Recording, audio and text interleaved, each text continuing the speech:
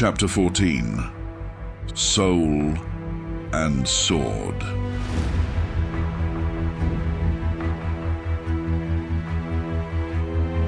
Your fate, like mine, is written on the edge of my sword. Moray Alwen.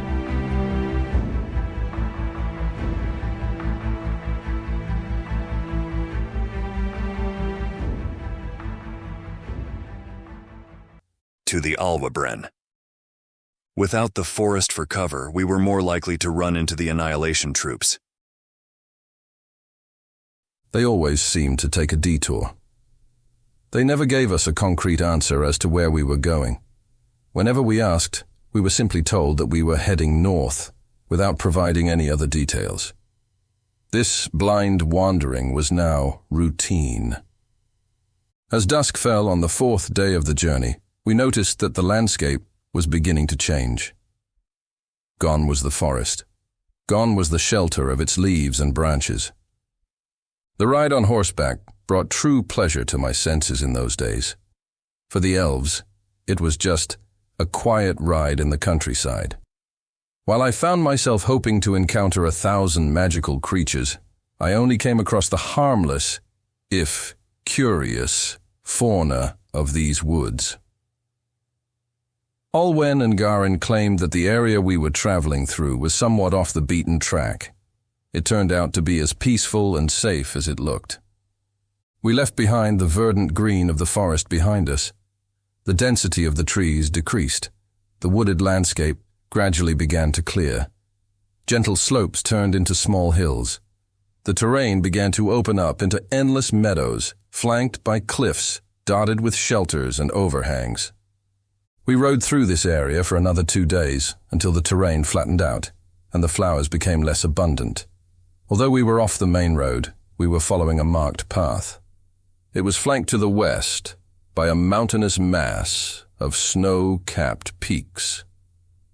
At their foot lay a shadowy forested area that the elves regarded with some suspicion. When we inquired where we were going, they always gave some vague response, making particular reference to the army. Their whole purpose was to avoid at all costs being seen by the troops of this so-called Army of Annihilation. Its name was as mysterious to us as it was disturbing. This began to make us uncomfortable. As contact between us all became a little more relaxed. I remember that someone jokingly asked the elves if they were Reavers. Reavers? Garin scowled at us and turned to his companion who was riding close behind him. He's asking if we are Reavers. He said to Alwen in a tone of feigned astonishment. Alwen replied in his usual deep, modulated voice. Of course we are thieves, boy. What else would we be? These days, my friend, you can't be anything else. His companion added. That startled us for a moment. They're thieves, Alex later said to us. We should be happy. Things can't get any worse. In spite of everything, the days were very routine. We rode from sunrise to sunset. Each day we made 3 short stops, and 1 long one to eat and rest. In the evening we made camp. We sat round the fire for mealtimes, where we would share a roast and chat about the day's events. What had started out as an exhausting and monotonous trip into the unknown soon became an unexpected joy to the senses. We admired the wildness of the countryside, enjoyed each other's company with good humor, and drifted into profound contemplation. As we moved on, I realized that there were too many things about this place that I would probably never get used to. Everything seemed to remind us that we were all strangers here. I thought I would never get used to seeing those 2 suns above our heads, creating a magical and amazing spectacle. Nor could I get used to the elves' pointed ears protruding from their long, luxurious hair. After spending so much time imagining them in my previous life, seeing them so close was an unusual experience for me. Claudia finally revealed the truth about the mixed blood of the half-elves, especially that of Alwen. Like everything that happened to us, the news was received differently by my companions. For many of us, it was still hard to believe that these youthful-looking men of almost artificial beauty had been around for almost a century. it was also hard to accept that their clothes and weapons were more than just carnival props and costumes out of a Comic-Con event. The most incredible thing, I suppose, was to reflect on ourselves in this new reality. We were city kids on horseback in an untamed land. We still felt like a group of hikers, tourists who had hired local guides for a horse ride. Only this excursion was going on too long for us. We kept hoping to find a road that would take us home. Although, we didn't even know if there was anyone who could help us, nor if there was any way back at all. Even though the days were beginning to add up, we still had no idea what our situation was. Of all of us, Dickie was the most skeptical. Since the incident with the orcs, he had excluded himself from the group. We could never bring ourselves to forgive him for that betrayal. It is true that there was never any affinity with him. His selfish reaction showed us a part of his personality that did not fit in with the rest of us. In that harrowing situation, he did not hesitate to use us for his own benefit, regardless of the harm he might have caused us. And that harm might have included someone's death. That hurt, especially among the close-knit group of musicians. Dickie was lost and out of place. He had no close relationship with any of us, let alone with this strange new world. He did what he was used to doing, which was nothing more than trying to save his own skin. We could have understood him, despite everything. But he had created an image of unreliability that he would never shake off. His attitude did not help matters. He took on the role of an outsider. In fact, he behaved like one. The truth is that he never willingly agreed to anything. He protested against almost everything, and was always reluctant to accept the demands of our guides. He would mumble disparaging remarks all day, but at least he was careful not to take things too far. He had learnt the hard way that it was not a good idea to upset the two elves. On the other hand, he didn't have the courage to leave the group and go off on his own. For our part, our contact with our fellow travelers increased from day to day. Garin turned out to be a generally friendly fellow, prone to jokes and taking things in good humor. Alwen was more serious and much less open than his companion. His moods varied. Sometimes he could get angry over the slightest thing, but on other occasions he showed himself to have sharp wit and an ironic sense of humor. But his usual expression was serious. Perhaps he was just melancholic, as Claudia suggested. Although neither of them asked us again about our story, the blonde half-elf spent more time with us. He chatted, laughed, or just listened, and seemed to enjoy it. Alwen's fiery, dwarven temperament was evident in everything he did, and that made him seem more distant and unapproachable in our eyes. Garin was the link. It was when they forgot about us that their true characters shone through. When they were stalking prey with their bows, scouting the surrounding areas, warning us of dangers, or planning our route of travel. They demonstrated their superiority in age, experience, and ability. Everything was up to them. We only accompanied them, but did not participate in their decisions, not even when they related to matters that directly affected us. This day was no different. We have decided that it would be good for you all to be armed. It was with these simple words that Garin told us to take one of the weapons seized from the orcs. Alwen looked over from the rock, on which he was sitting a short distance away. Despite our astonishment, there was little we could do to prevent it. Still, we could not accept the large-bladed weapons they had taken from our captors. Those crude orc swords were too heavy and rough for our soft city hands. The spears were the only weapons we could hope to wield. The elves forced each of us to carry one, even though we had no idea how to use them. It was not that we minded carrying the weapons. What frightened us the most was the thought that one day it might have to use them. I was actually excited by the idea of carrying my own sword. That's why I didn't protest when they assigned one of the orc knives to me. I hung it proudly from my belt. In my hands, it seemed to grow in size, and thus served me well as a short sword. I used to watch it sway on my belt, still in its sheath, I spent hours admiring the shape of its deadly blade. Its rough, jagged form gave me a powerful feeling. I felt like a brave and courageous adventurer pursuing his destiny. I felt like a true participant in those adventure fantasies which I had daydreamed about so often in the past. You can't imagine how happy and free I felt, and a total ignoramus. None of the musicians took this decision well, especially Claudia, but she had already seen that protests were of little use. I have to admit that I was quite pleased with my crude, rusty old sword. It was a splendid weapon. I was just as impressed with the weapon that they had given to the burly Huntsy, a monstrous battle axe. They realized that he was the only one of us who could lift and wield anything heavier than a spear or knife. Even then, he could only properly swing it with 2 hands. Dickie also seemed to be excited by the idea of carrying his own sword. He would have kept them all for himself if he could. He kept thrusting and slashing the various blades in the air, trying to portray himself as a tough, experienced warrior. These huge weapons only served to feed his equally enormous ego, which would later become a source of annoyance to the rest of us.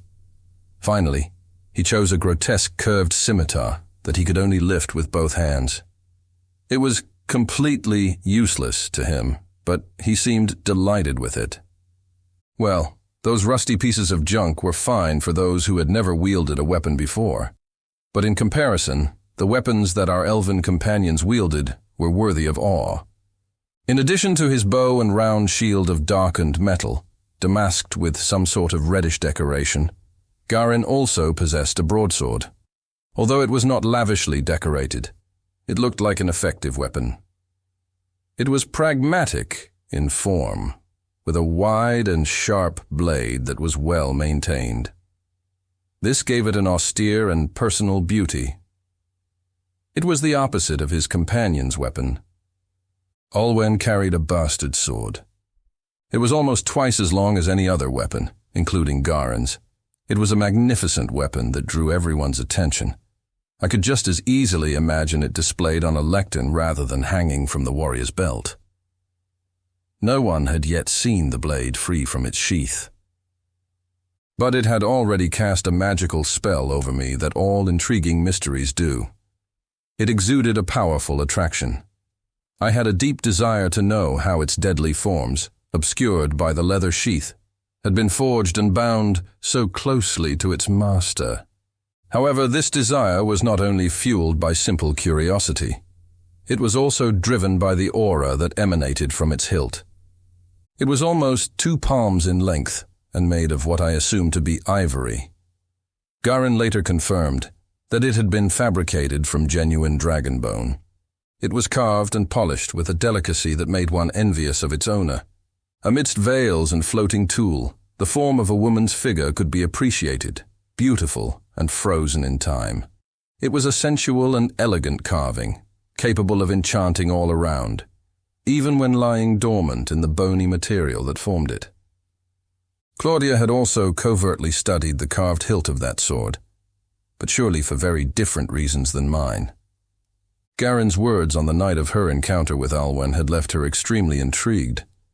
Had I asked her, Claudia would surely have denied her newfound obsession with discovering the identity, the face, or even the silhouette of the woman carved into the sword. The same woman who Olwen went to meet in secret every night.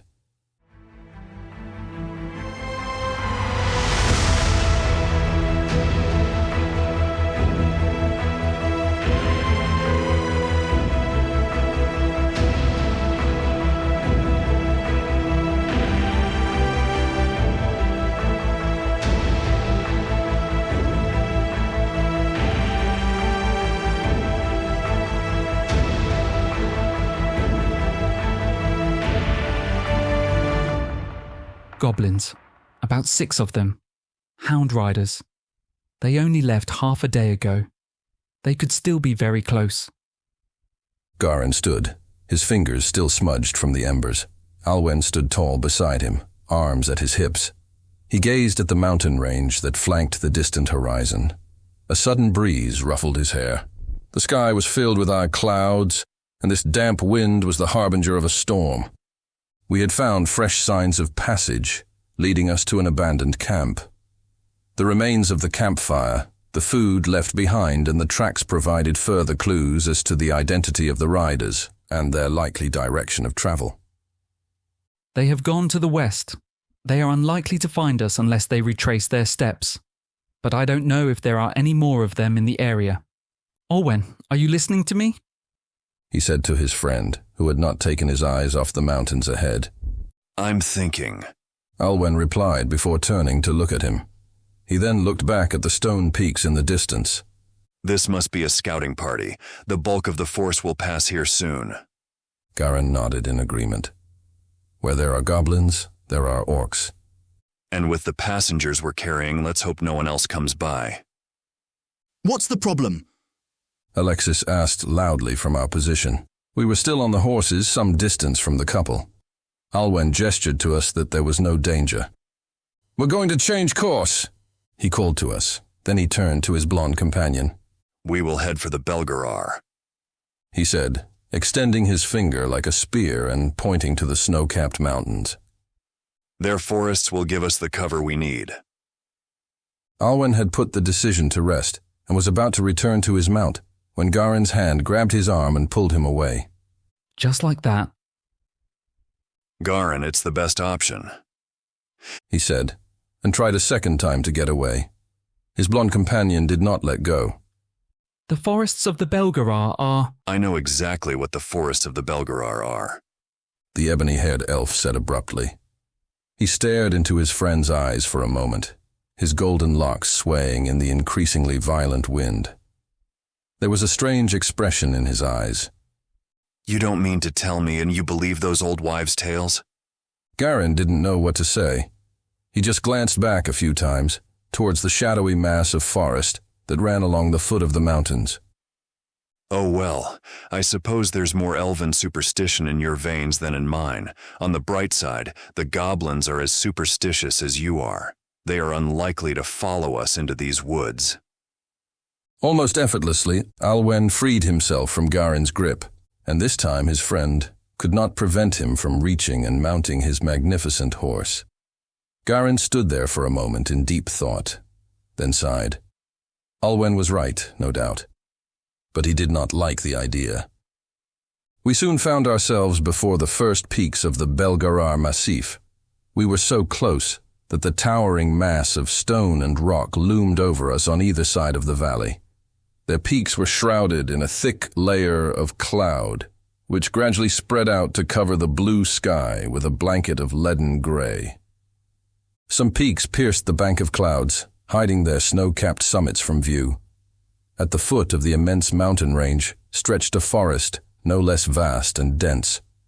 Sparse branches hung limply from the tall trees, their skeletal silhouettes outlined against the gloomy interior, as if beckoning us into the abode of death. The picture could not have been darker, nor our destination more disquieting. That is the Belgarar Massif, Olwen said, pointing to the peaks rising before us. The first major mountain range on the west coast. Garin turned to look at the road. Are you sure they won't follow us? He asked with concern as he turned back. Olwen looked at him. There's only one way to find out. Unfortunately, Garin already had his answer. Soon we passed the wall of vegetation that marked the edge of the forest and plunged into its depths. The sky darkened beneath their branches, and the world behind the curtain of trees suddenly fell silent. It was as if we were entering another plane of existence that was far removed from the winding meadow we had just left. Tall trees, they were the only apparently living things in this desolate place, like long green appendages with limp branches and ashen leaves. Only the whistling of the wind could be heard between the trees. It made a ghostly wail and stirred the leaves with intermittent creaking and cracking noises.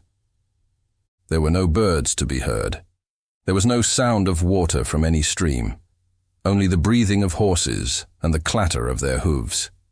The atmosphere was cold and heavy, as if from another world. That intense cold that chills the bones and makes you shiver uncontrollably. Instinctively, we slowed down even more and grouped together. What an eerie place.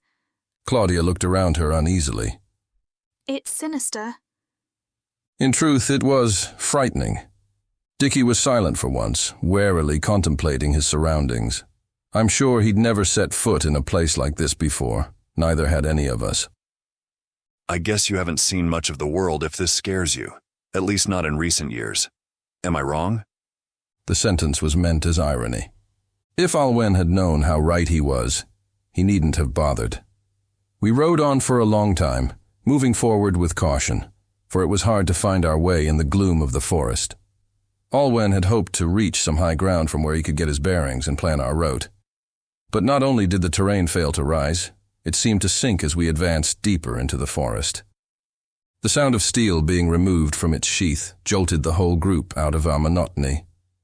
Garin was at the back of the group. He had drawn his sword with an unusually serious expression on his face. He had given most of us a good scare. Alwen's horse reared up on two legs as the warrior also brought his right hand to the carved hilt of his weapon. What is it, Garin? Did you hear something? For a moment, I thought the deadly blade of Alwen's sword would finally show itself. But Garin raised his hand in a reassuring gesture. Alwen's horse regained its composure, and his right hand returned to the bridle. It would be a miracle. It would mean that there is something alive in this place besides us. Alex whispered wryly. This forest is dead. The expressionless Hansi commented in his sonorous voice. It's one big corpse. Garin turned in his saddle to look at the burly drummer. Hansi was surprised the elf had heard him. Garin smiled at him grimly with wild eyes. You said it, young man. You said it, not me.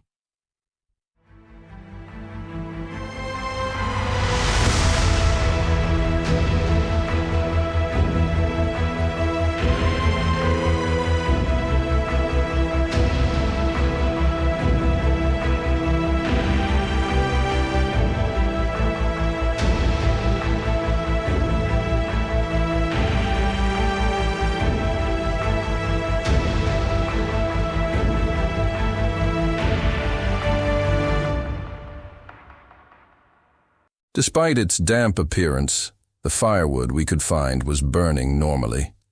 It must have been well past midday. The twins had reached the highest point of their ascent, but under the dense canopy of branches and leaves, it felt more like dusk. The few trees that populated this area of the forest reached dizzying heights and blocked out most of the sun's rays. This plunged everything into a bleak, somber gloom that had been with us since we entered this sinister domain. This place gives me the creeps, Claudia said, looking anxiously in all directions. It feels like 1,000 eyes are watching us. It makes me very nervous. Alex was crouched beside her, sorting through a pile of wood. When he heard her, he looked up at his friend with a sympathetic smile. He felt the same way. Alwen was busy pulling out whatever supplies we needed from the saddlebags.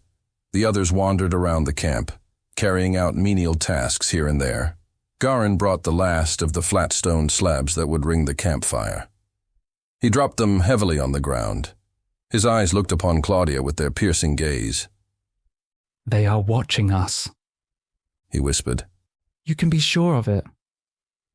Speaking in that low tone, he sounded more like Alwen than the smiling young man he usually was. And they won't stop until we leave their domain, or give them an excuse to attack us. Claudia swallowed hard. Who's watching us? This place looks deserted. Alex looked around him. No birds, no insects. Can it be true that there's something alive here? I didn't say there was anything alive. Garin's words were met with tense silence. Come on, nothing but ghost stories. Now they're trying to scare us like children, scoffed Dickie from his position a little further away. He had clearly also been listening. Garin ignored his comment. What the hell do you mean that they're not living things? Alex and Claudia exchanged a confused look. The ground we walk on is sacred to the elves, but it is also cursed. It is a place of legends. A long, long time ago, a great tragedy happened here, in this very forest, in the very place where we stand today. and under the same tall trees that now hide us from the world. It damned this place forever. Garin looked at us intently with a strange grimace on his face and made a quick gesture with his hands, like the signs gypsy women make to ward off the evil eye. Alwen approached the group with cooking utensils, dropping them near the ring of stones surrounding the firewood. You shouldn't frighten them with those old wives' tales, he said, just before heading back to the horses. They won't be able to sleep. You know it is true, Alwen. These events happened. They have a right to be warned. Warned of what? Or from whom? Stammered Alex, uneasily. Garin remained silent and looked at his companion, who was still emptying his saddlebags. I'm not the one who knows how to tell stories, he said, gesturing to his friend. I just accompany him on the lute. He should tell you this story. Are you joking? Alwen looked annoyed at the apparent trap Garin had set for him. He had a chorus of frightened and grave faces staring at him. Not at all, my friend. They are all yours. He was reluctant, but he soon gave way after some persistent pleading and pestering. Once we had settled down by the fire with our meal prepared from dried meat and freshly gathered fruit, the enigmatic half-elf of dwarf blood began to relate the story in his deep and sonorous voice. He tied back his black mane of hair before beginning. It is said that before humans awoke and fought over the remains of a ruined paradise, before the dwarves saw the light of Yelm again as they rose from the depths of the world, most of the surface was one great garden and the elves ruled all that was known. At first they all belonged to the same clan, which united them under all cardinal points and across all the lands. A long time passed without the clans fighting each other. But when power got in the way, the brothers stopped seeing each other as brothers, and elves went to war with elves. The mythical Elvenade erupted, an inexhaustible source of legend and controversy to this day. These wars cost more than the blood of soldiers. It was before the Kasari hero, Alovnar Aldaris, split the Elven realms in two, and the very lands of Sendriel drifted across the sea. An event the elves called the Rift, and it was such a great rupture that it still appears on calendars today. This silent dark forest where we find ourselves now dates from that time. The elven forests, or gardens as they call them, are a living thing that the custodian warriors have a duty to protect. The garden provides the elves with shelter, food, and everything else the clan needs. In return, the clan must protect and defend its borders. The forest belongs to the elf, and the elf belongs to the forest. The gardens defy the laws of nature. The elves claim that their gardens are a global entity that feels and senses like any living being. Each garden has a heart deep in the forest, a hidden and magical place where the power that keeps them alive resides. A place they call Velasil, and which is the most jealous secret of each clan. Only their priests and custodians have access. It is said that the elves neglected their gardens during the wars. The battle was fought in the heart of the forests. Many gardens fell when their Velasil were desecrated. This place was one of them, one of the elven strongholds that was ravaged and which was soaked in rivers of blood. These are the ruins of a forest, its relics, its corpse, and its own tomb. It is said that in its branches can be found the millennia-old remains of civilizations, destroyed by the greed of the ignorant and the neglect of the legions. But perhaps that is not the most intriguing part of the story, nor why my dear friend Garin feels so uneasy in this forest. The legends tell that when the souls of fallen custodians attempted to cross the portal of the House of Alda, they were cast out before entering Erelvela, the Eden of Souls. Their terrible neglect had broken their ancestral vow to the forest, and so they were confined to the abyss of the void. Only those souls still bound to the world of the living by an unfinished task, a strong attachment to their former existence, or a divine mission cross its borders. Thus, the custodian souls, more bound to their dead woods than to Erelvela, still watch over their relics and their paths to ensure that nothing changes the forest that they themselves allowed to die. Each night when Kala's influence is at its strongest, her creatures awaken and the spirits of the guardians roam this spectral forest, hunting for intruders. And now, we tread upon their sacred and cursed ground. We have entered its boundaries and must abide by its laws. I told you we were being watched. Even Dicky lost his appetite. Alwen smiled in amusement. Despite the disturbing story, the atmosphere began to relax after we finished our lunch. Perhaps we were just trying to keep the fear of these dark legends at bay. Everything seemed normal, and the way we interacted with each other seemed cordial and spontaneous. However, something was to happen that afternoon that would turn the situation on its head. It would also gradually reveal the past and character of the two elves who were with us. Alwen had become thoughtful. This time he was not brooding alone with his dark thoughts, as was usually the case in such moments. Indeed, there was a hint of a smile on his lips. I guessed that something amusing had gone through his mind. Settling down to eat, he removed his impressive sword from his belt and placed it a few inches from his body. Unfortunately, it was also in my line of sight. I couldn't take my eyes away from its sculpted hilt and its hidden steel. Gathering my courage, I asked its owner if he would allow me to unsheath the blade and feel its weight in my hands. My sword, the warrior asked with a mocking smile on his lips as he took the coveted object and placed it on his knees. You want to borrow my sword? You can barely lift yours, little boy. How are you going to get the aerial off the ground? The aerial? I exclaimed in surprise. I didn't know it had a name. At this point in the conversation, Garin looked up and watched closely. It's a beautiful name. Alwen and Garin exchanged glances. They seemed to have a long conversation with their eyes. A conversation that, if it had been written down, would have taken several pages, full of nuances and gestures that only they understood. They both had a smile of melancholy on their lips. It's an elven name for a woman, Alwen confessed. He sounded emotional as he said it. At this point, Claudia lost interest in joking with her companions and turned to join the conversation that had started behind her. I'd like to touch it too, she said, drawing everyone's attention to her as her group of friends laughed at an earlier joke. It would be the first sword with a woman's name I've ever held. It would be the first sword you've ever held, honey. Alex broke in, amused by the comment. By the way, it's held on the side that doesn't cut. That's the first thing to tell her. Alwen. Oh, of course I know how to hold it, smartass. The brunette replied, slightly annoyed by the comment. In fact, perhaps I should cut your tongue out with it. The great warrior Claudia is angry. Alex continued to tease his friend. She probably just wants to use it as a mirror, to admire her pretty reflection.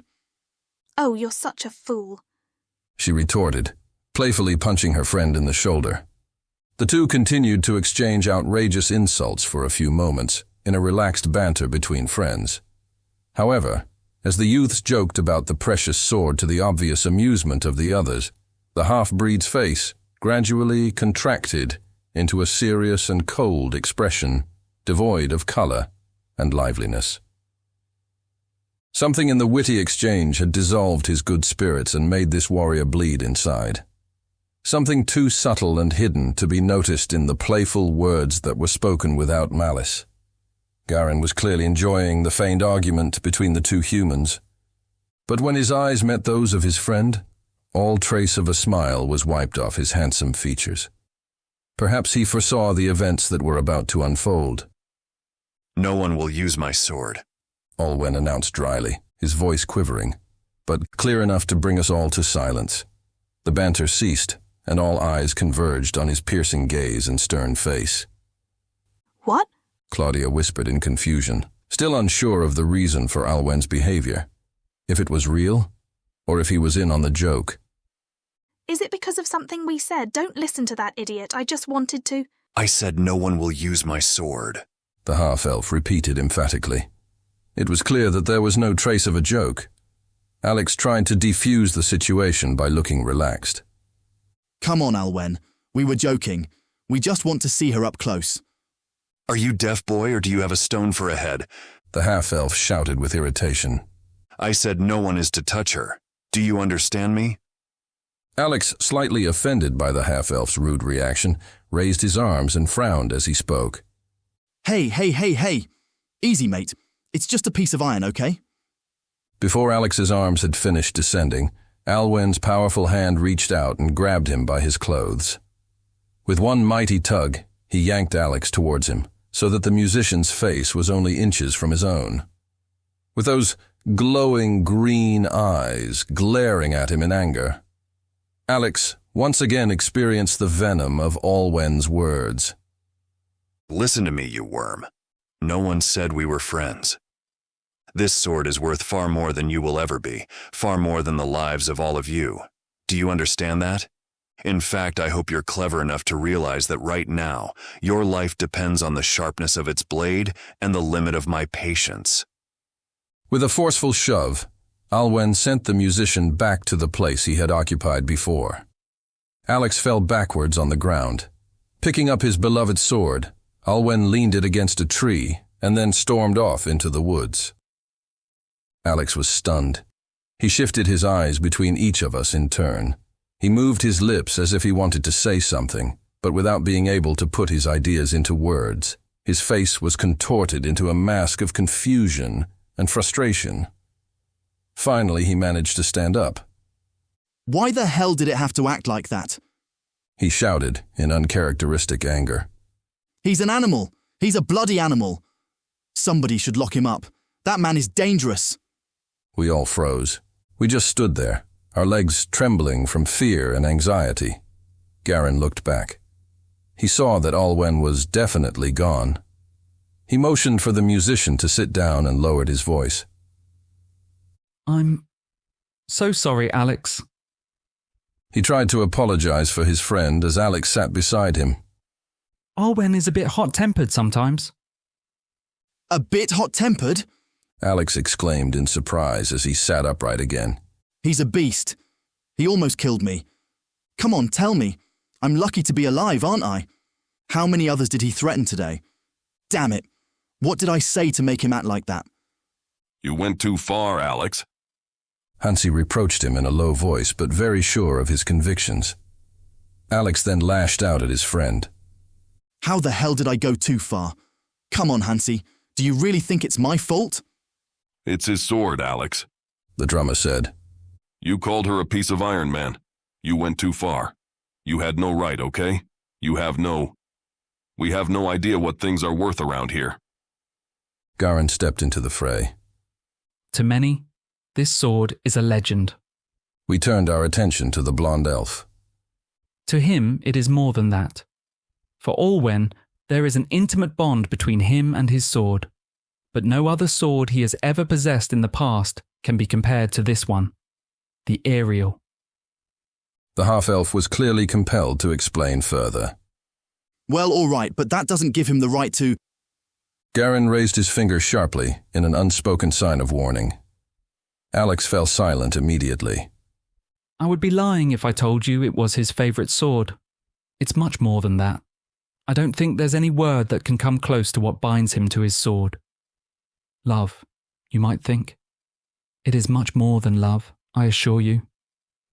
It was his first great sword, his first real weapon, worthy of a warrior, a true warrior. His father, with whom he had a very deep bond, gave it to him when he came of age. He told him that it was a sword of kings, but that the king should be in the gut of the warrior who wielded it. Not in his birthright, but in his heart. Later the sword was forged exclusively for him by one of the most renowned ironworkers in the Empire, a descendant of the legendary line of the Golden Forge.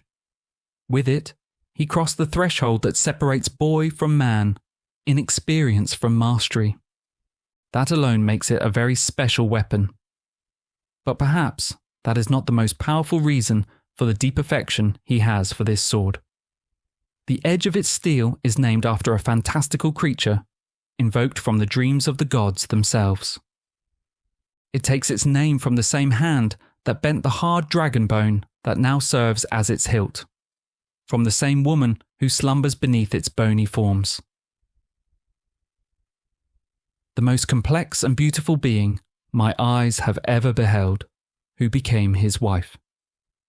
Claudia felt as if a blade of sharp, red-hot steel had cut through her chest. For a moment she experienced an uncontrollable urge to hate this mysterious woman, but it was not long before she felt guilty about it. Ariel was the most precious treasure in this life, the only truly sacred and divine thing in his existence. She was too special for all of us. Garin looked up at the sky and paused for a moment. With wavering voice, he struggled to continue. She died in a fiery night of rage when the troops of the Nemesis took the frontier city of Kelisar at the beginning of the war. Alwen saw it all. They took the sword from him and ran her through with it. Alwen himself should have died that night at the hands of his own weapon. Maybe he died anyway. A tear escaped from Garin's eyes like a dewdrop falling from a leaf to the ground. The tear was a deep blue, shining like the archer's eyes in the darkness of the night. A blue unlike the transparent liquid that forms our tears. I had seen this blue before. It is the same blue of the iris that rings the elf's dark pupils.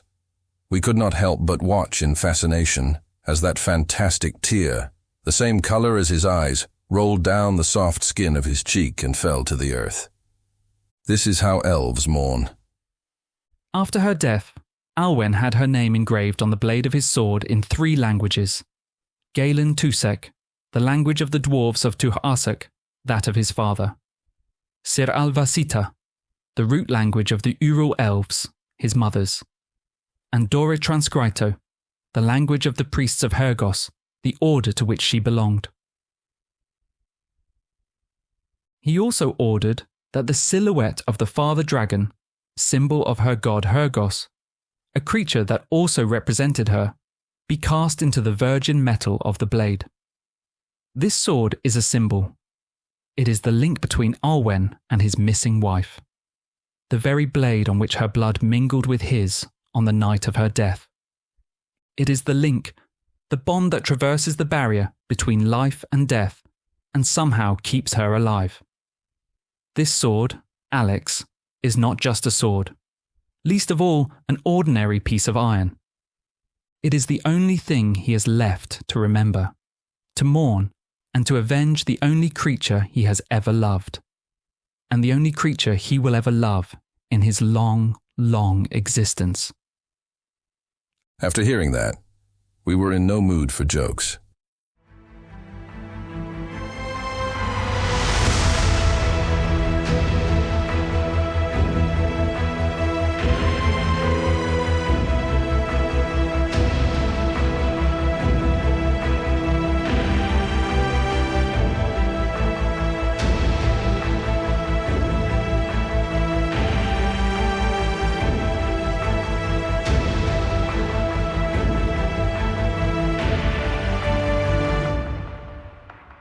The huge canine thrust its snout back into the grass, recognizing the scent it had been following for hours.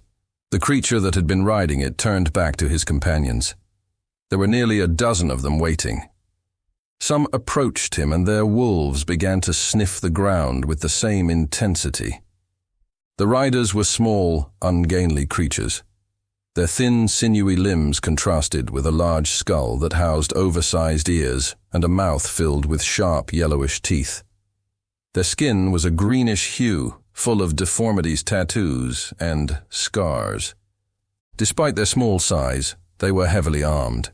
Shields and spears in their hands, swords in their belts, and bows on their backs. They seemed to be on a hunting trip. The one at the head of the pack glanced at the ominous wall of dead trees that stretched before their eyes. The whole group seemed to hesitate for a moment. They began an animated conversation, full of shrill voices and vehement gestures. Then one of the hounds began to howl, and the rest of the pack followed. These howls ended the heated discussion of the trackers. The bravest of them all, the one most decorated with the savage ornamentation on his clothing and weapons, made an obvious gesture towards the forest. With a quick flick of the bridle, the goblin troop began its swift advance, disappearing among the first trees in search of their prey.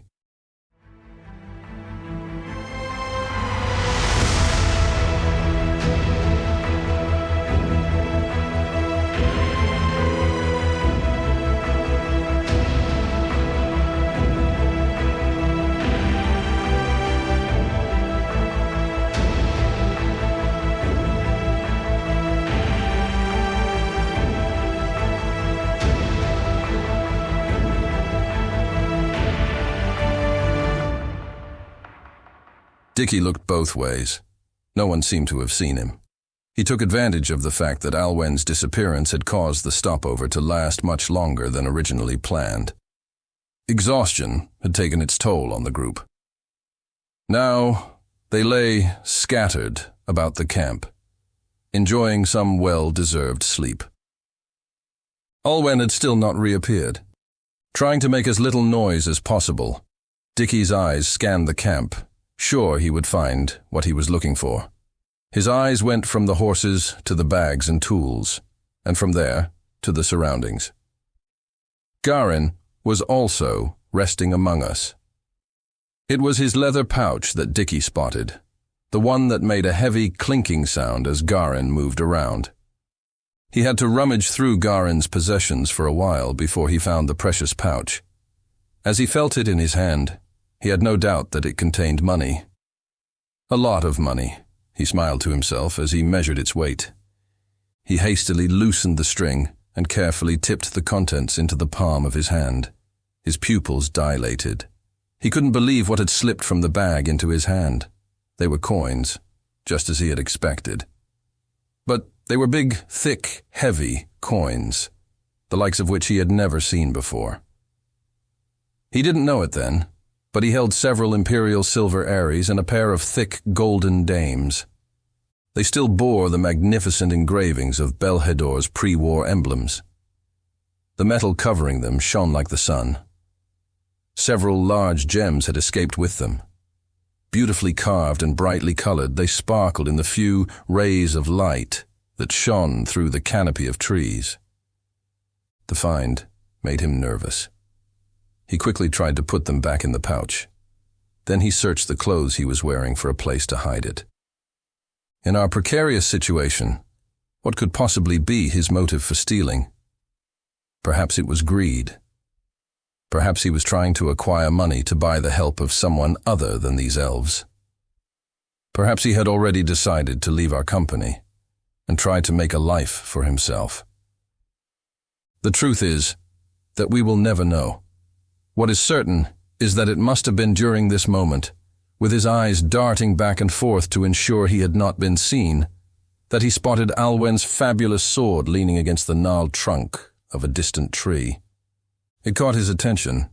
He had not seen the dwarven half-breed return. Surely, if his weapon was there, he could not be far away, judging by the devotion he had shown for it. This deduction should have been enough to dispel the obsessive thought that had just crept into his head. But Alwen did not seem to be near. The clearing was still as quiet and lonely as it had been a moment ago. Dickie's eyes returned to the sword, leaning alone and unguarded against the trunk of the old tree. It lay there, as if it was watching over the other possessions of the temperamental half-breed, unnoticed by anyone or anything.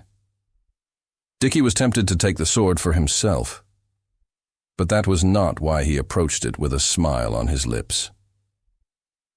Dickie enjoyed the thought of violating Alwen's privacy. He knew he would be desecrating something of unspeakable value to him. It would be a very sweet revenge indeed to touch and caress the forbidden shapes of the precious sword in the elf's absence. Dickie hardly had to bow down at all to match its height. Such were the extraordinary dimensions of the sword. It was still wrapped in the leather of its sheath. It hid the shapes of the steel blade from the eye. In any case, that was not what interested Dick. He had not noticed the exquisite detail of the hilt before, so what appeared before his incredulous gaze stunned him. It was indeed a woman. The entire hilt indeed formed the figure of a woman. There could be no doubt about that. A body that was so polished that it looked like it was covered by a thin coat of moisture. Her figure was veiled by a fine, floating gauze that billowed around her, accentuating the curves and sensual beauty of a naked woman. Dickie swallowed hard, and an inexplicable warmth rose in his body. It was as if he was actually in the presence of a woman, of flesh and blood. He checked again to make sure no one was watching.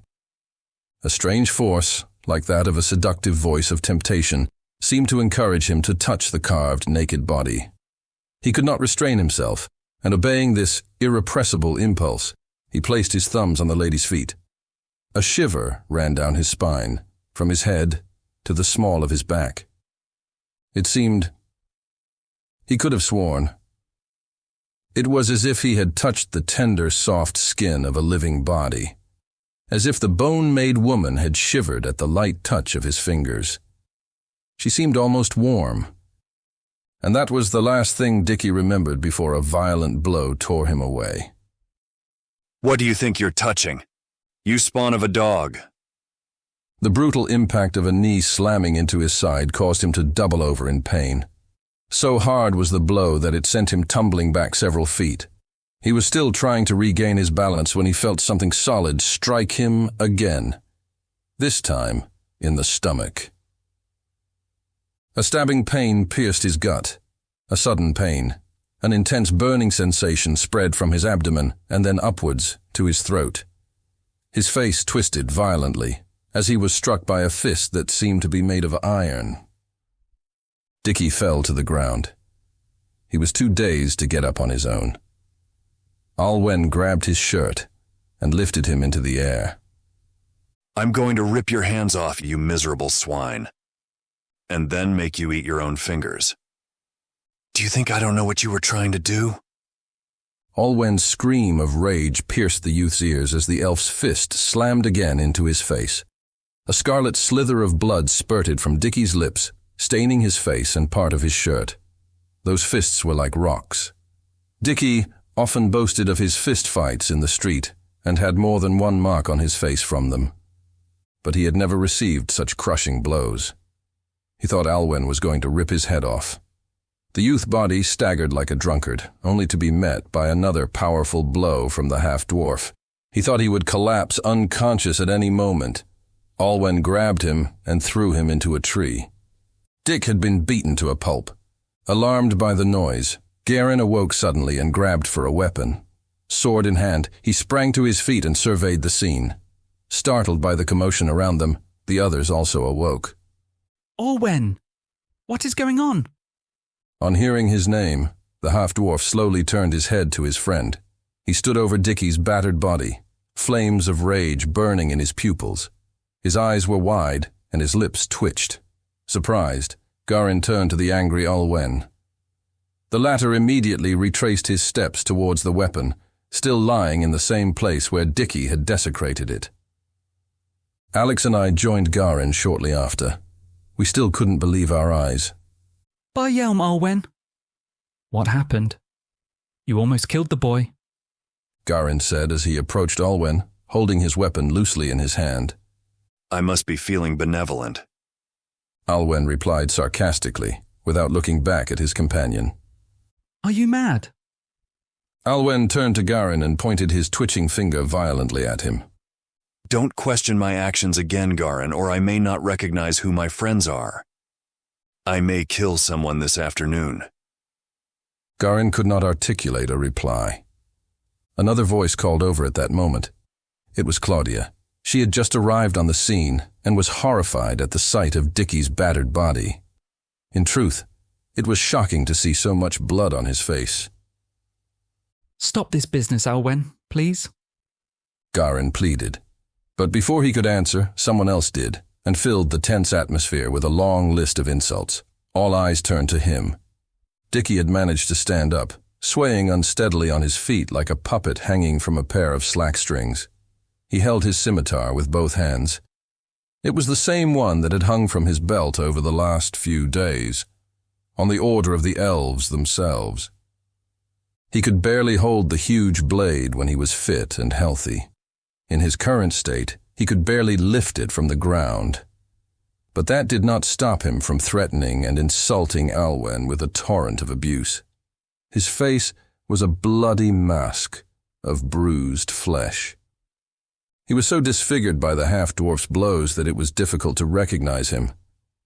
The half-dwarf glared at the battered youth with fury. He turned and held his arm out to Garin, palm open to the shadowed sky. "Give me the aerial, Garin," he said firmly to his blonde companion. The latter was somewhat taken aback by the request. This was no casual gesture. Alwen interpreted Dickie's actions as a challenge against his authority and person.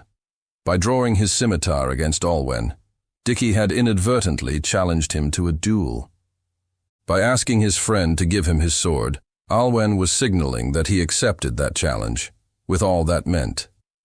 It would be a fight without quarter or mercy, in which case, Dickie was already dead. That mangled, bloodied wretch was no match for the half-dwarf. Even at his best, Dickie stood no chance against him. Alwen was a ferocious warrior. As savage as he was skilled, few were his equal. And if he had to raise his sword against this human fool in a duel, he would hold nothing back.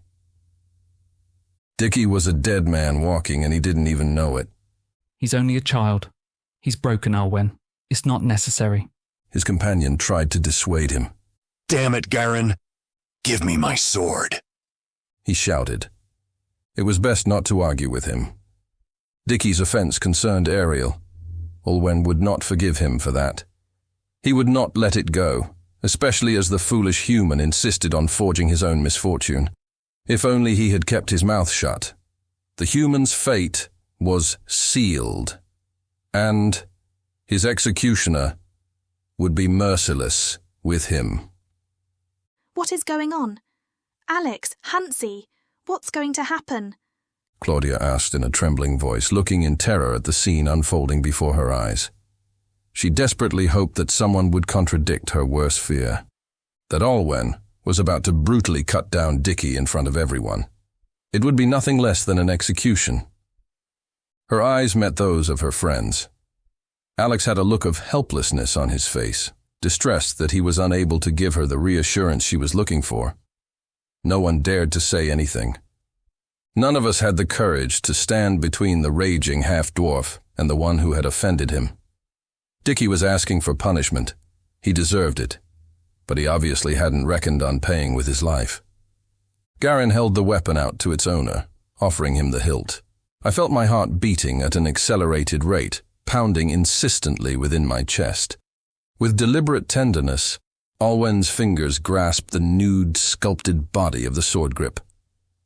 Then, with a measured, unhurried movement, he began to separate the steel from the carved leather that encased it.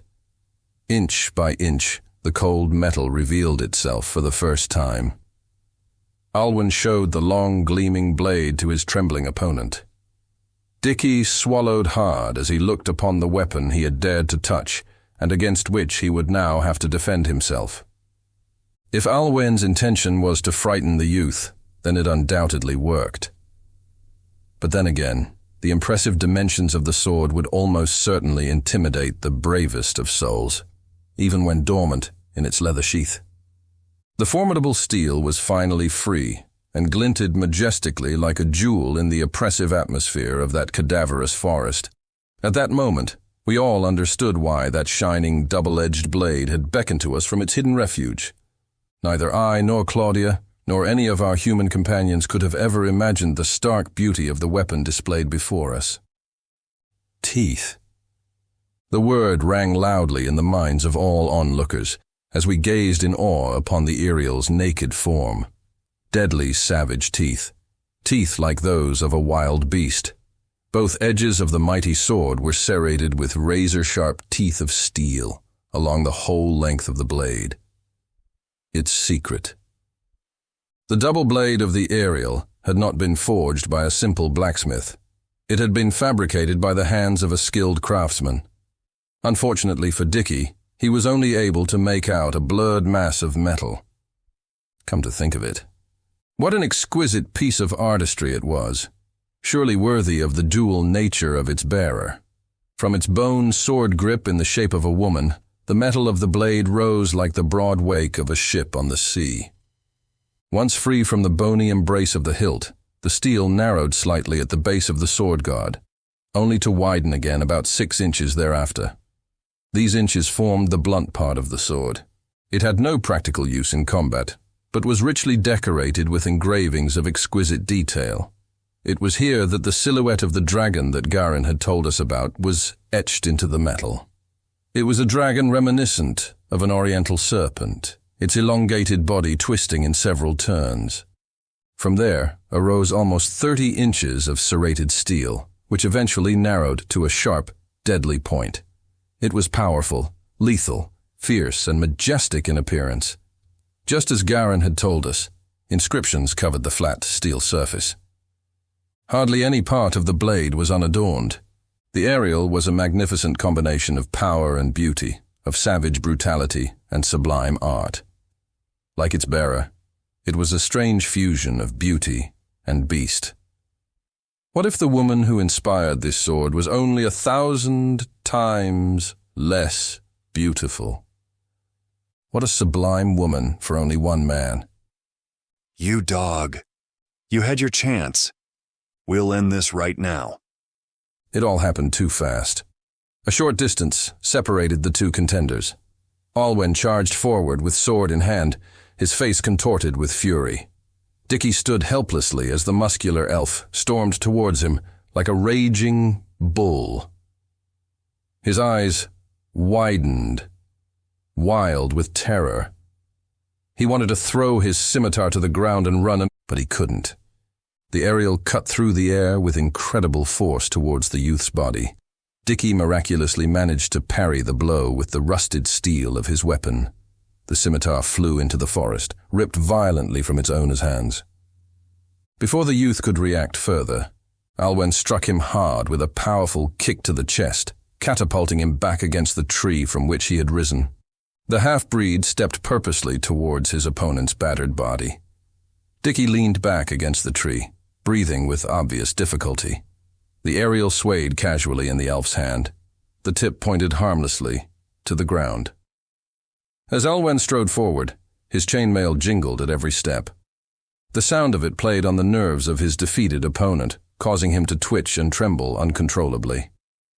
The young human opened his bruised eyelids, and the blurred image of Alwen appeared before him. Alwen looked more powerful and invincible than Dickie had ever seen him before. Leaning back against the rough bark of the tree, he tried to fill his lungs as best he could, wheezing and panting at every breath. Alwen stood in front of him and looked coldly upon the youth with his piercing green eyes, showing no hint of emotion, just as a predator looks upon its vanquished prey. Then his face twitched into a ruthless sneer, and he swiftly raised his formidable sword above his shoulders. Before Dickie could react, Alwen swung his sword with lightning speed toward the youth's neck. Dickie's eyes almost popped out of their sockets in fear and shock. He only had time to turn away and raise his arm in a futile attempt to defend himself from the brutal blow that was destined to decapitate him. The razor-sharp blade swept swiftly and inexorably towards his bruised and battered flesh. Alwen, no! Garin screamed. Barely a second before the aerial's blade struck the boy, Claudia turned to Alex and buried her face in his chest. He held her tenderly, also averting his gaze. I froze at the horrific events unfolding before me, both fascinated and terrified at the same time. Only Hansi seemed to maintain his composure, standing impassively beside me. We heard a loud cracking noise. Then there was silence, only broken by the wind rustling in the trees nearby. Dickie was still shaking violently as he opened his eyes, fear chilling him to the bone. There was an obvious bulge in the back of his trousers. He had seen his life flash before his eyes in a fraction of a second. He was still alive, even if he had trouble believing it. The serrated edge of the aerial had sliced into the gnarled bark of the tree to the youth's left side. The thick wood of the tree trunk had stopped the blade just as it reached Dickie's neck, only causing a slight graze on his throat. The youth raised his hand to his neck and found that he was bleeding lightly. Fortunately, it was only a flesh wound. He had kept his head, which was more than anyone would have bet on. Dickie slumped down to the foot of the tree in exhaustion and relief. Garin sighed so loudly that we all couldn't help glancing in his direction. The blade was embedded firmly in the tree trunk, still vibrating from the force of the blow. With a quick tug, Alwen separated the deadly steel from the wood of the tree, leaving a deep, gaping wound in its millennia-old rings. Alwen crouched down beside Dickie, so low that it seemed he was about to kiss the youth on the lips. He grabbed Dickie by the hair and pinned his head to the wood. The trembling young man could see nothing but his tormentor's glowing green eyes staring directly into his. The half-breed's lilting, sonorous voice vibrated through his entire broken body. I have killed men for far less, the half-breed said slowly. There will not be a next time. If there is, someone will have to fetch your head from the forest. Do you understand me? Stay away from my sword, or she will send you to meet your ancestors. Then he turned towards us. With a defiant gesture, he took a few steps forward. His face hardened as he stared at us. He raised his sword and plunged its sharp point into the damp earth in front of us all. With his arm outstretched, he pointed his finger at us and issued a warning that none of us dared question. Next time. His green eyes flared with cold intensity as he spoke. Human or elf, man or woman, whoever dares touch my sword without my permission, I will cut them in two and hang their entrails out to dry. His words seemed to linger in the oppressive atmosphere of the dead forest, reverberating with intensity through our bowed heads. Garin said nothing. He stood motionless, with a serious expression on his face, as he watched his friend. After looking at us in silence for a moment, Alwen walked over to Garin and handed him a leather pouch full of gold and gems. Garin immediately recognized it. The two exchanged glances, and their eyes seemed to engage in a long, silent dialogue that none of us could understand. Someone heal this piece of filth, Alwen said in a clear message to his friend, and walked away. And saddle the horses, he added, turning his back on us. We're moving. My eyes wandered to the mighty sword, thrust proudly into the earth like a glorious memorial to an ancient battlefield. I contemplated its exquisite forms, admiring the beauty and mystery of its glinting, naked steel. I felt a wave of sadness encompass my soul as I looked into the sorrow-filled eyes of the lady who slept within its hilt. I watched the strong and brave warrior walk away. I had no doubt. She had no better champion to watch over her everlasting sleep.